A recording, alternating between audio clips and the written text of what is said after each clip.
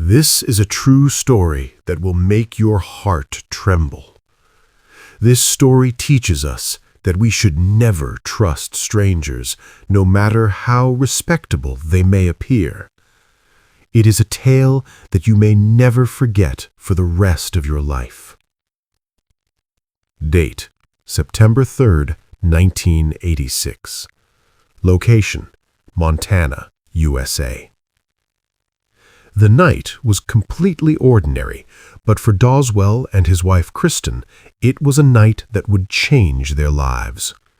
Between around 12 and 2:30 at night, when the two of them were returning to their home, they noticed something unusual. A camper van was parked on the road in front of their house. These camper vans are very common in today's world. They are vehicles in which people live while traveling.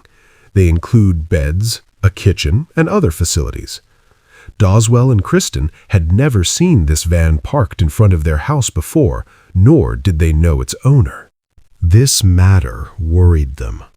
Doswell told his wife to go inside the house, but Kristen stood by her car, panicked.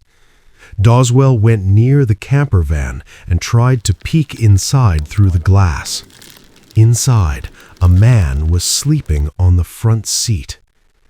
Doswell felt that this was probably some elderly person or a traveler who was just sleeping here for a while. He thought that this road didn't belong to them, so anyone could park here. He returned to his wife and they ignored the matter. Both of them went into their house.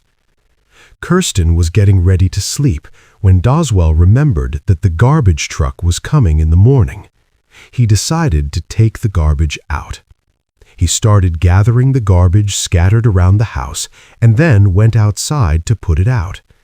When he stepped outside, his heart sank. In the darkness, he saw someone. It was the same man who was sleeping in the camper van. This man was now standing in front of Doswell. Doswell asked sternly, "Who are you? What are you doing here? This is my property." The man raised his hands. It was a gesture that he was not a threat, that he was unarmed. Then he gave his name. "My name is Wayne Nance. I work at the furniture shop with your wife, Kristen." Doswell felt a little better. At least this man works with his wife. Then Nance said something extremely serious. "This morning, when I was passing by this road, I saw a suspicious person. He was peering into your house through the window. He was wearing a black cap and black clothes. His face was covered." Doswell immediately became worried. Nance said further, "When I called out to him, he ran away. I saw that your house door was closed, so I thought you might have gone to the market. I thought I would park my van here and stay until you returned so that this suspect wouldn't come back." This seemed very reasonable. Doswell thanked Nance and asked him to come inside the house so they could take a flashlight and check the surroundings together. Nance agreed. Before entering the house, Nance pulled out an iron rod from behind his shirt which he had hidden. As soon as Doswell went inside, Nance closed the door and locked it. Then he struck Doswell severely on the head. Doswell started bleeding. He became engaged in a violent struggle. At that moment, Kristen heard the noises from the upstairs floor. She came running down the stairs. When she reached the bottom, she saw her husband covered in blood. Doswell was lying on the floor, and Nance was kicking him. Nance pulled out his gun, aimed it at Kristen, and said, "Come down, tie up your husband, otherwise I'll blow your husband's head off." Kristen was completely intimidated. Her last glimmer of hope was that this was just a robbery and that this other man would leave. But everything was going wrong. She took the rope and tied up her husband. Then Nance took Kristen upstairs to her room and tied her up as well. After that, he dragged Doswell to the basement and tied him to a wooden pillar. Then he took out a sharp 8-inch blade and slowly inserted it into Doswell's chest. The flow of blood was rapid. Doswell thought he was going to die, but he only wanted to save his wife. When Nance returned to Kirsten's room, he saw that Kirsten had freed herself from the rope. She had reached near the phone. The phone was at her ear. She was about to call the police. Nance immediately jumped on her. He cut the phone cord and tied Kirsten up again, more tightly. But in the meantime, Doswell was not dying in the basement. To protect himself and his wife, when Nance went upstairs, Doswell freed himself from the rope. He reached his work table where a gun was kept. Doswell was a gunsmith, meaning he made and repaired guns. He loaded the gun.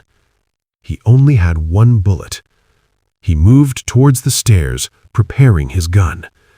When he reached upstairs, Nance was not in sight. After a while, he heard Kirsten scream. Doswell climbed to the second floor. The stairs led in two directions, left and right. Kirsten's voice was coming from the left. Doswell positioned himself on the stairs and waited. When Nance poked his face out from the doorway, Doswell immediately fired the shot. The bullet hit Nance in the stomach. Nance was confused for a moment. There was a knife in his hand. But Doswell did not give up. He had no more bullets left in the gun, so he turned it around and held it like a baseball bat. He kept striking Nance repeatedly. Nance was injured and was crawling while holding his stomach. He went into Kirsten's room. There, Nance had another gun. He fired 3 shots towards the door, but Doswell was not deterred. One bullet hit him in the knee, but it didn't matter to him. He kept on attacking with his gun. In the final moment, the wooden part of the gun broke. Nance became completely helpless. He threw down his gun. Doswell immediately picked it up and emptied all the remaining bullets into Nance's head. The police and ambulance arrived. All 3 were taken to the hospital. Doswell and Kirsten made a full recovery. But Nance did not survive his severe injuries. Investigation revealed that Wayne Nance was a serial killer. There were 6 murder cases attributed to him, committed between 1974 and 1986. However, Nance never confessed to any murder. Experts suspect that he may have killed more than 100 people. The story of Doswell teaches us what a husband is capable of doing for his wife. He thought he was dying, but without any concern for his own life, he saved his wife.